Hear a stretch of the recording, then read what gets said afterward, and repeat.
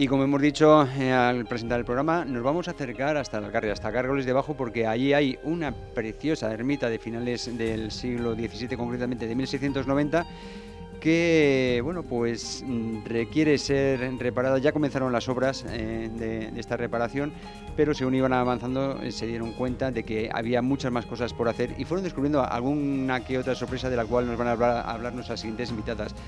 Ángela Melguizo Cortijo y María Jesús Atance Béjar, que son miembros del grupo de patrimonio de Cárgoles de Abajo y que se han acercado hoy hasta la radio pues para hablarnos de este tema, de la ermita, de su reparación y de por qué urge repararla, mejor dicho, urge seguir recaudando fondos pues para llevar a cabo este tipo de actuaciones, ¿no? Para que no se venga abajo la ermita y para que luzca en todo su esplendor, que por cierto es mucho. Muy buenos días, Ángela. Muy buenos días, María Jesús. Gracias por acercaros a esa mañana de Guadalajara. Hola, buenos días. Buenos días. Bueno, me estabas contando hace un momento, María Jesús, dónde comienza todo este tema de la reparación.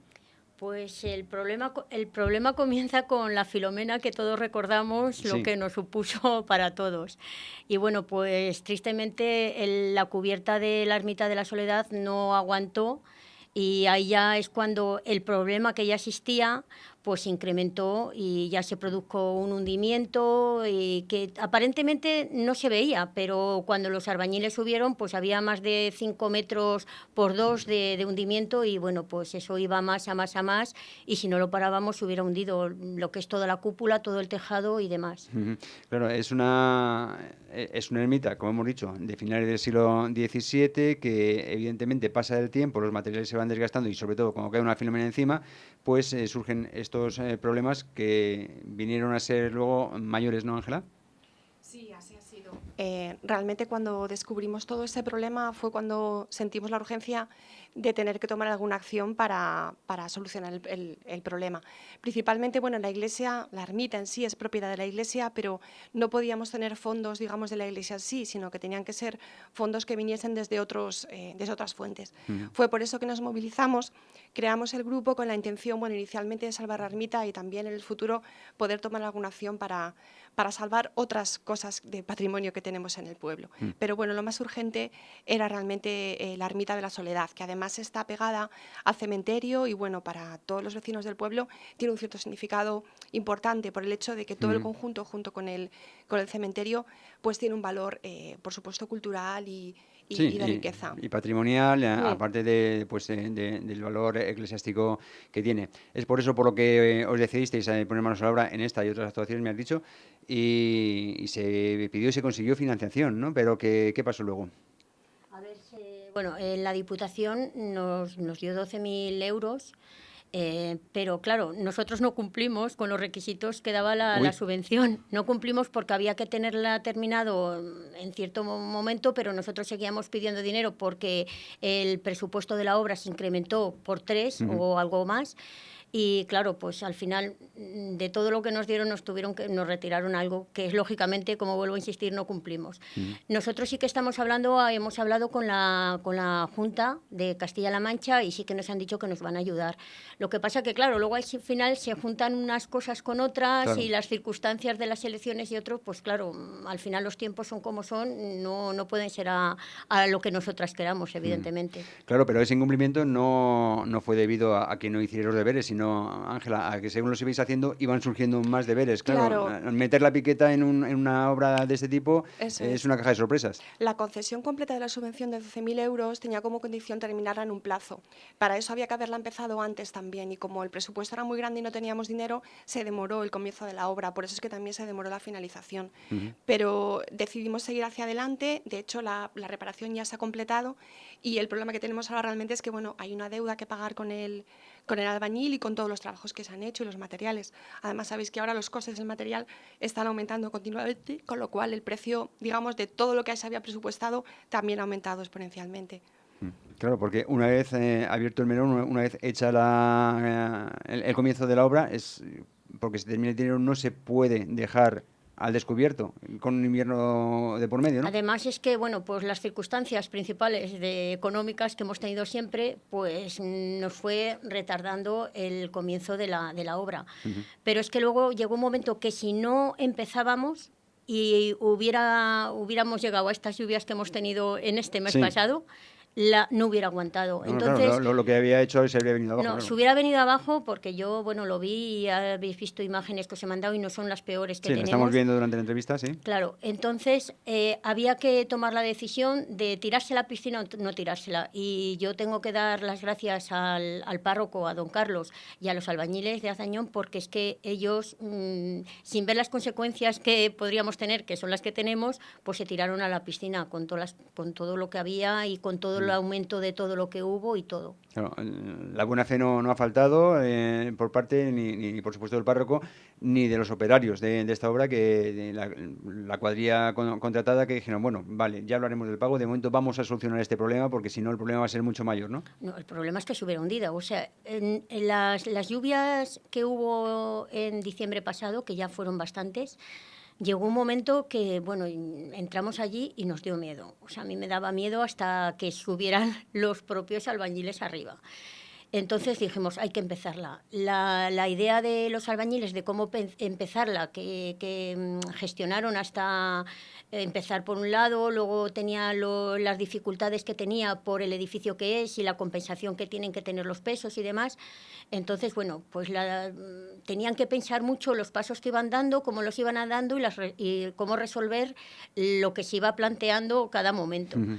Entonces, bueno, pues tiraron para adelante. Claro, y agradecer estamos eso. hablando de técnicas constructivas pues muy antiguas, de materiales que son los que se utilizaban, que puede ser madera, que puede ser una serie de yesos, y que todo esto es lo que iba surgiendo, ¿no? Se iban avanzando la obra, ¿no, Ángela? Sí, así es. Comentábamos antes que esta iglesia, el tejado es abovedado, no es un tejado plano. Entonces, bueno, la bóveda era lo que era más importante de alguna manera conservar.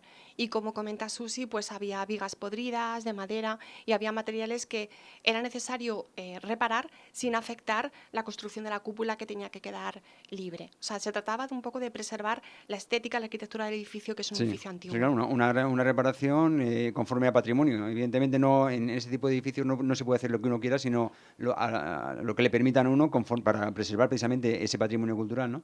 No, y además es que, bueno, fueron personas de patrimonio que ya estaba avanzada porque, como digo, no se podía esperar, porque si hubiéramos esperado se hubiera hundido y entonces las consecuencias sí que no tendrían reparación. Uh-huh. Han cogido lo que el albañil puso, es lo mejor, las tejas que se han puesto para reparar catedrales y demás, o sea que el material que han hecho, lo que han hecho y las soluciones que han hecho no se ha escatimado en gastos no. y se han hecho las cosas bien. Había que hacerlas bien, porque por lo menos que dure otro tanto como lo que lleva a durar. Por lo menos, Dios mediante. No podíamos hacerlo de otra manera.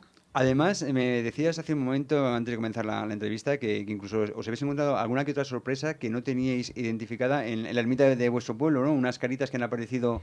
Sí, son unas caritas muy sencillas, muy simples, que... ¿Pero talladas o pintadas? Están talladas. Ajá. En los contrafuertes en los dos contrafuertes de la entrada principal de la ermita, en la parte superior, debajo de lo que hace el tejado, pues aprovechando la esquina, hay talladas unas caritas, ¿no?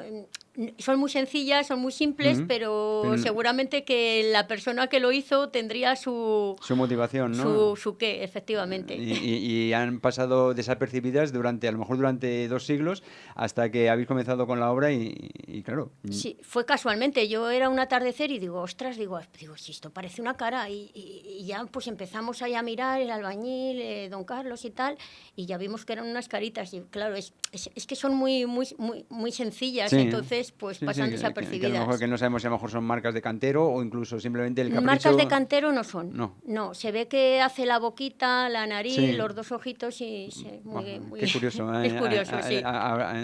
Sería mucho más curioso saber pues el origen de estas caritas. Además me decías que el interior es muy bonito porque por fuera pues esta ermita llama mucho la atención, ¿no? Pero ¿nos la describes un poquito por dentro?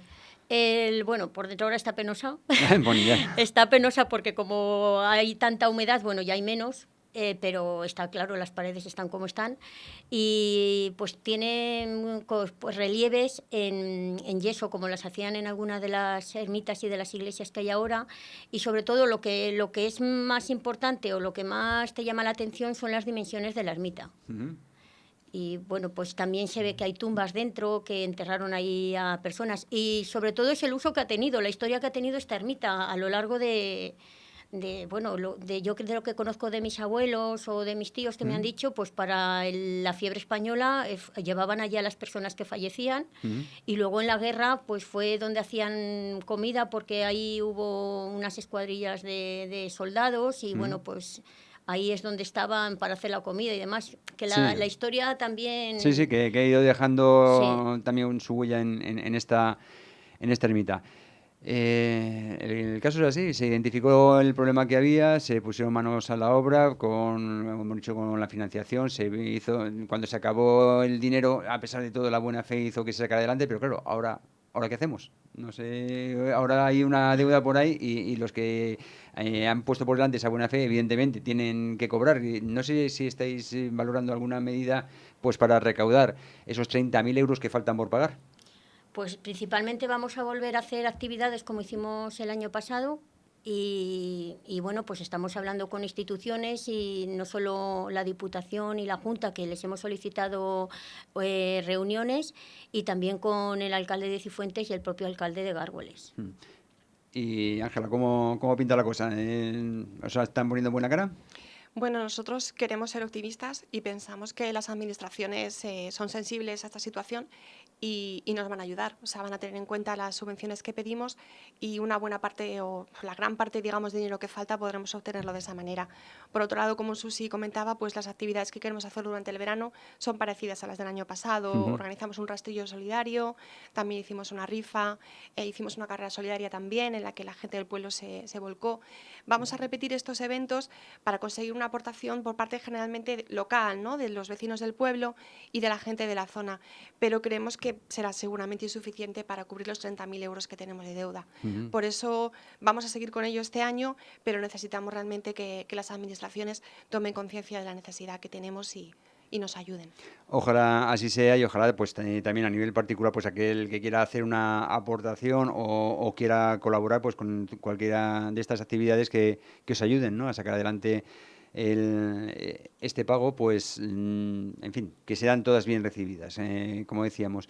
Sobre todo teniendo en cuenta que este grupo de patrimonio de Gárgoles de Abajo que habéis constituido para el tema de la ermita, me parece que ya tenéis puesto el ojo en algún que otro monumento para evitar, en primer lugar, que se deteriore, o para incluso sacarlo adelante, ¿no? Bueno, principalmente el pintar el edificio una vez que se hayan ido las humedades, hay que realizarlo porque están las paredes negras. Y luego, sobre todo, la entrada al cementerio, que está, como ha dicho Ángela, el edificio aledaño a la ermita, pues es que el dintel está casi también rehundido, también necesita una reparación.